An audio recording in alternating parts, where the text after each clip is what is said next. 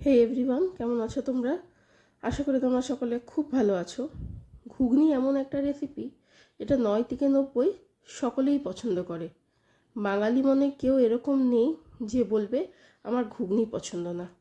তাতে সেটা সকালের জলখাবারে হোক, বিকেলে স্ন্যাক্সে হোক, অথবা রাত্রের ডিনারে হোক। বাড়িতে বানানো ঘুগনি হোক অথবা রাস্তায় যে ঠেলায় পাওয়া যায় সেই ঘুগনি হোক, ঘুগনি কিন্তু আমাদের সকলেরই ভীষণ পছন্দ। শুধু বাংলায় নয়, আমি উড়িষ্যাতে থাকি, উড়িষ্যাতেও কিন্তু ঘুগনির বেশ প্রচলন আছে। তো চলো আজকে ঘুগনিটা বানিয়ে নিই। ঘুগনি বানানোর জন্য প্রথমে কড়াই আমি সর্ষের তেল দিয়েছি। তার মধ্যে তোমরা দেখলে আমি ছোট ছোট টুকরো করে কেটে রেখেছি আলু। একটা আলুকে আমি কেটে রেখেছি, সেই আলুটাকে এখন সামান্য একটু নুন দিয়ে লাল লাল করে ভেজে নেব। টমেটো কেটে রেখেছি দুটো, বড় সাইজের একটা পেঁয়াজ কেটে রেখেছি। আর আমি আজকে মটরের ঘুগনি বানাচ্ছি, তো অবশ্যই মটর লাগবে। আমি রাত্রিবেলায় মটরটাকে ভিজিয়ে রেখে দিয়েছিলাম, আর সকালবেলায় মটরটা সেদ্ধ করে নিয়েছি 4 থেকে 5টা সিটি দিয়ে। তোমরা বুঝে সিটিটা দিও, কেন 4 থেকে 5টা সিটি দিলে হয়তো তোমাদের মটরটা গলে যেতে পারে। কেন মটর সেদ্ধ কিন্তু ডিপেন্ড করে অনেকটা মটরের উপর, তারপরে যেই জলে করছো বা যেই কুকারে করছো সেইখানে।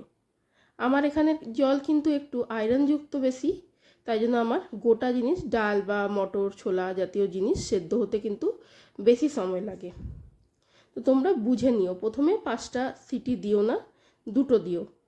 দুটো দেওয়ার পরে দেখে নিও, তারপরে 5টা সিটি দিও যদি দরকার পড়ে।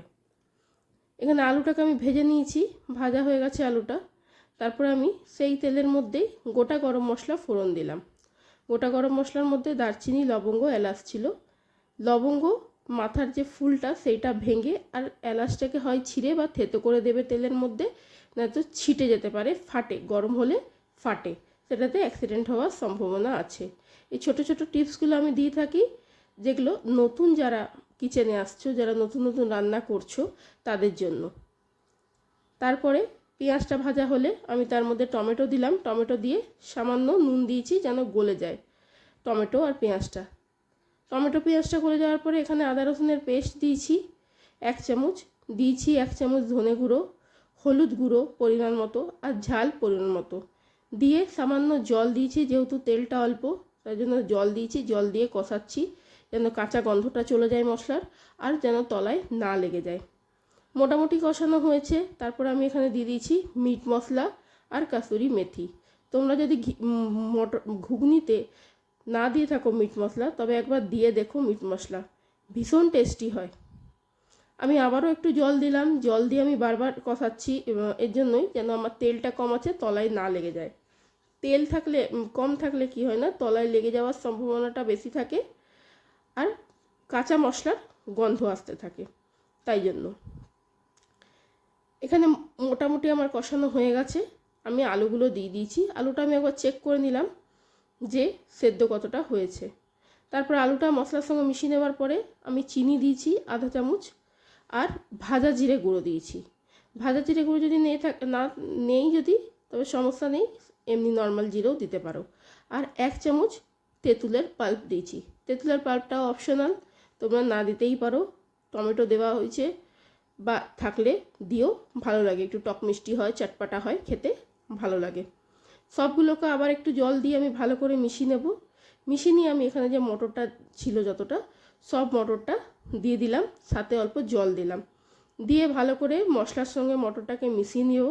মটরটা মশলার সঙ্গে না কষালেও অসুবিধে নেই, আমি কষাইনি, আমি জল দিয়ে দিয়েছি। দিয়ে পুরো ঘুগনির পুরো পরিমাণে আমি নুন দিয়েছি। নুন দিয়ে আবারও সামান্য আধা কাপের মতন জল দিয়েছি।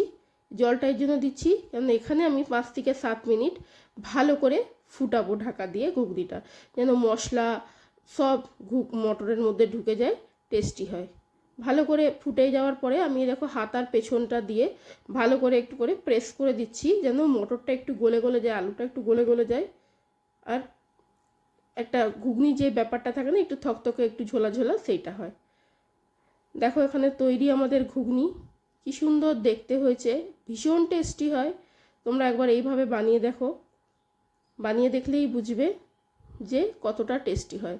আমি এখানে ঘুগনিটা একটা পাত্রে নামিয়ে নিয়েছি। নামিয়ে উপর থেকে অল্প পেঁয়াজ, অল্প কাঁচা লঙ্কা একটু সেও ভাজা দিয়ে সাজিয়ে দেবো। তোমরা চাইলে কিন্তু এখানেও ওপর থেকেও তেঁতুলের জল বা লেবুর রস দিতে পারো।